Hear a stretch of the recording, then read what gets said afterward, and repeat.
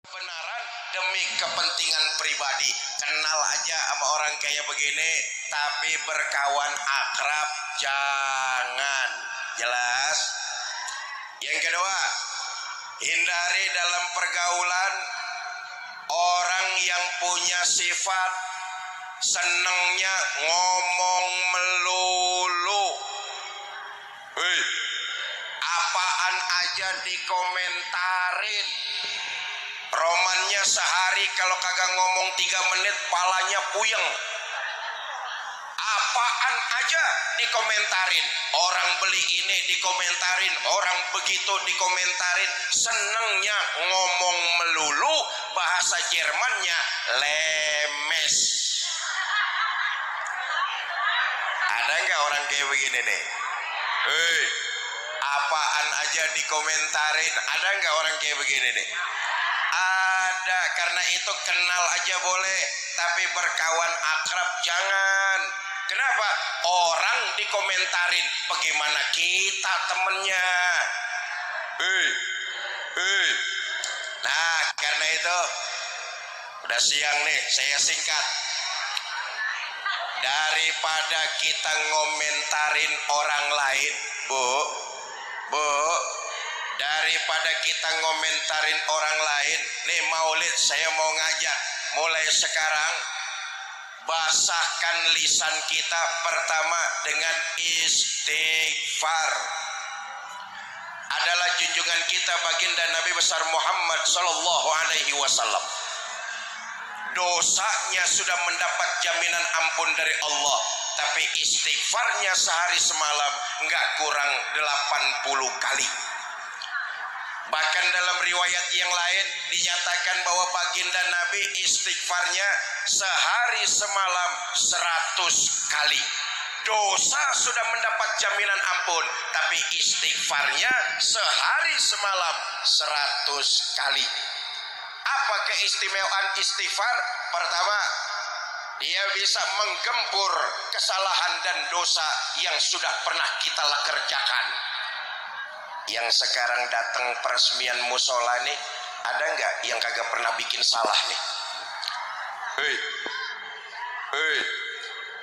ibu bapak yang datang ke sini nih, ada nggak yang kagak pernah bikin dosa nih? Semua kita pasti belepotan sama salah dan dosa, betul? Karena itu Islam agama yang memberikan harapan, roja. Apa diantaranya? Istighfar yang kita lakukan mampu menggempur kesalahan dan dosa yang pernah kita lakukan. La kabirata ma'al istighfar. Tidak ada dosa yang menggunung. Kalau dia digempur terus dengan istighfar, insya Allah lama-lama bakalan habis. Wala saghirata ma'al istimrar. Tapi nggak ada kesalahan kecil yang terus dikerjain lalu didiemin, nggak pernah istighfar, tambah lama kesalahan dan dosa itu numpuk, lama-lama jadi gunung juga.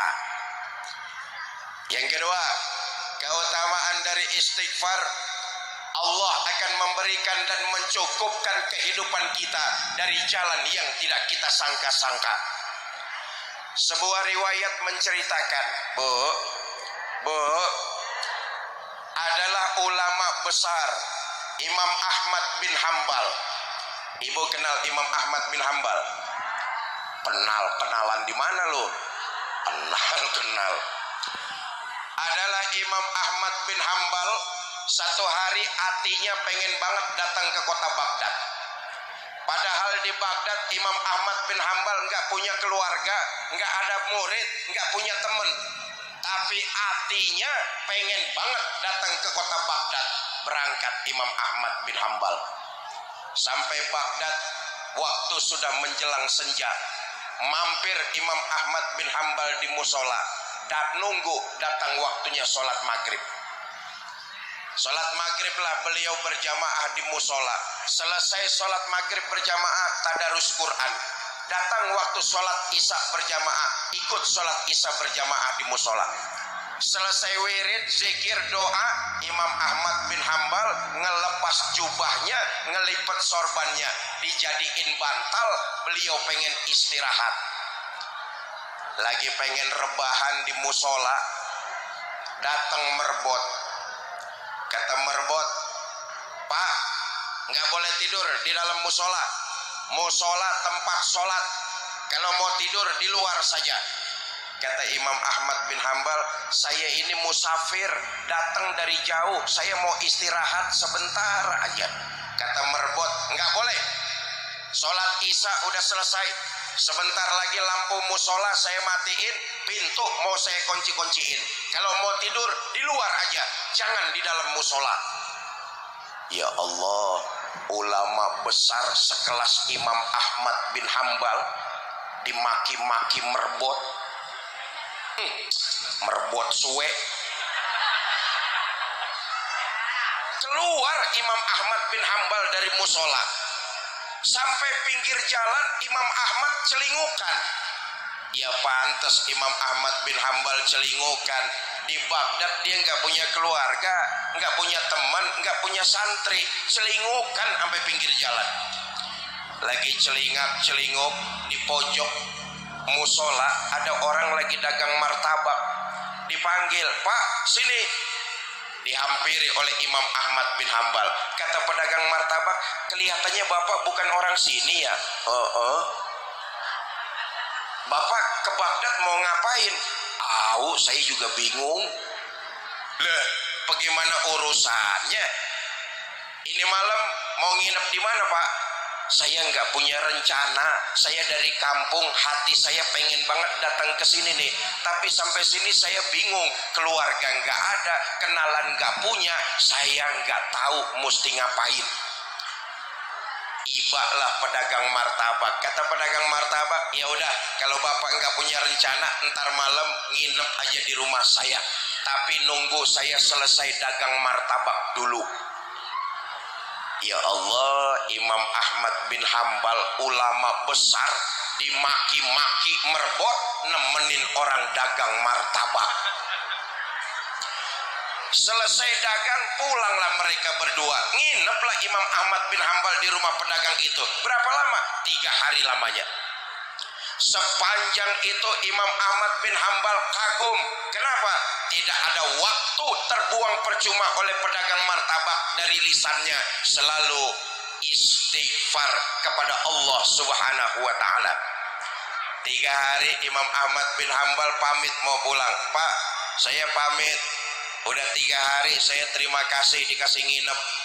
Cuma sesama saudara muslim, saya mau tanya. 3 hari saya nginep di rumah Bapak, saya lihat ibadah Bapak biasa aja. Sholat ya yang rawatib doang.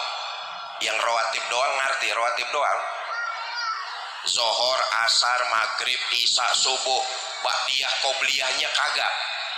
Sholat saya lihat yang rawatib doang. Ngaji, tadarus Quran saya dengerin juga cuma seainan doang. Tapi 3 hari saya nemenin Bapak, saya nggak pernah kosong lihat Bapak, lisannya selalu istighfar kepada Allah. Ngomong-ngomong udah lama Pak ngamalin istighfar. Kata pedagang martabak, ya belum lama amat sih, palingan juga baru 30 tahun. Kata Imam Ahmad bin Hambal, Pak, segitu lama ngamalin istighfar, apakah hajat dan kebutuhan Bapak dipenuhi oleh Allah? Mengkelap pedagang martabak nih.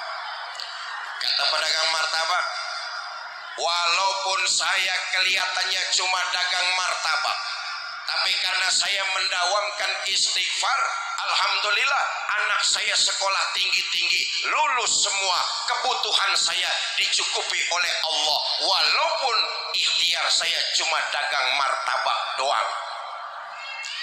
Makin penasaran Imam Ahmad bin Hambal, Pak, kira-kira masih ada nggak kepengenan Bapak yang belum dikabul Allah? Ada.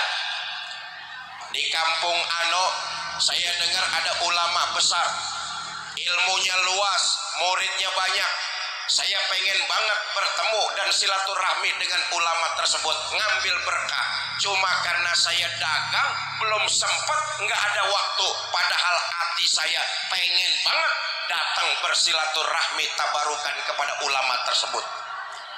Kata Imam Ahmad bin Hambal, Kalau boleh saya tahu tuh ulama namanya siapa Pak? Ahmad bin Hambal. Sadarlah Imam Ahmad bin Hambal bahwa istighfar yang selalu didawamkan oleh pedagang martabak ini mengantarkan kakinya datang untuk jejak di kota Baghdad. Bukan cuma menginjakkan kaki di kota Baghdad, Imam Ahmad bin Hambal nginep di rumah orang yang mendawamkan istighfar, yaitu pedagang tersebut. Satu, daripada mulut kita ngomentarin orang lain, mendingan perbanyak istighfar. Yang kedua, daripada kita ikut ngomentarin orang lain, lebih baik mulai saat ini dan seterusnya perbanyak pembacaan sholawat kepada baginda Nabi besar Muhammad Sallallahu Alaihi Wasallam. Ibu bapak saudara-saudara, jujur sebagian besar kita sekarang ini baru cuma sekedar pinter ngaku jadi umat Nabi. Sebagian besar umat Islam baru sekedar pinter ngaku umat Nabi. Tentu yang namanya ngaku boleh, mudah, murah, siapa juga bisa tiba ngaku. Bu, persoalannya di akhirat nanti kita diaku umat Nabi Muhammad apa enggak, itu masalah utama tuh. Yang namanya ngaku siapa aja boleh. Bu, nih saya tanya nih, ibu-ibu nih yang datang di musola Nurul Ikhlas nih, kenal nggak sama Jokowi? Ngaku tuh. Jokowi kenal sama ibu? Kasihan deh lo. Apa bedanya kita? Kita nih baru pinter ngaku umat baginda Nabi, tapi persoalan besarnya di akhirat nanti kita diaku apa enggak, itu yang jadi masalah utama. Nih kaitannya peresmian musola kita tercinta. Di antara sekian banyak ciri kalau kita mau diaku pengikut baginda Nabi, satu saja, rukaan sujada, ruku dan sujud. Orang yang mendirikan sholat, sholatnya dilakukan dengan tata cara yang benar, khusyuk, tumaknina, syarat dan rukunnya diikutkan, maka muslim yang seperti ini insya Allah di akhirat nanti dia akan diaku sebagai umat baginda Nabi besar Muhammad. Kenapa? Modalnya udah punya.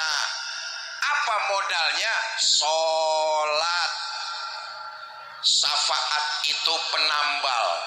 Namanya penambal, kita kudu punya modal. Jangan ngarep sholat di larangan kagak pernah, ntar di akhirat ngarepin syafaat Nabi. Halu. Tahu halu? Modalnya rukaan sujada, ruku dan sujud, mendirikan sholat ketika hidup di alam dunia. Apalagi kita nih, kampung kita kampung larangan ya. Tadi sudah diresmikan penggunaan musola untuk melaksanakan salah satu kewajiban kita, sholat berjamaah. Ini kita makmurin musola kita nih. Dengan apa? Ya tentu dengan sholat berjamaah.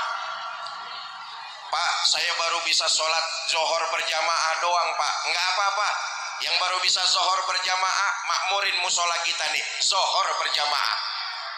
Pak, saya karena kesibukan kerja, dagang, kuliah, saya baru bisa jamaahnya maghrib sama isya doang. Enggak apa-apa, makmurin musola kita dengan sholat berjamaah. Kata Nabi, awwalu ma yuhasabu bihil abdu yaumal qiyamah as-sholat. Amalan pertama yang nanti di akhirat bakalan ditanya adalah tentang sholat kita masing-masing. Semua kita yang hadir siang ini di akhirat bakalan ditanya tentang sholat kita sendiri-sendiri. Kamu siapa? Saya, Pak. Saya siapa? Saya pengikutnya Nabi Muhammad. Benar? Benar, Pak. Baik, kalau kamu ngaku jadi pengikut Nabi Muhammad, ciri pengikut Nabi Muhammad itu rukaan sujadah, mendirikan sholat. Dulu waktu tinggal di larangan pernah sholat? Pernah, Pak. Berapa banyak? Enggak banyak-banyak, Pak. Setahun cuma 2 kali. Di antara sekian banyak ciri pengikut Nabi, rukaan sujadah, mendirikan sholat. Ayo kita lihat, Bu. Bukankah tujuan tertinggi dari didirikannya sholat agar kita tercegah dari perilaku keji dan munkar? Betul apa enggak? Rupanya manusia sanggup melakukan perbuatan keji yang tidak dilakukan oleh binatang buas. Binatang buas enggak sanggup melakukan perbuatan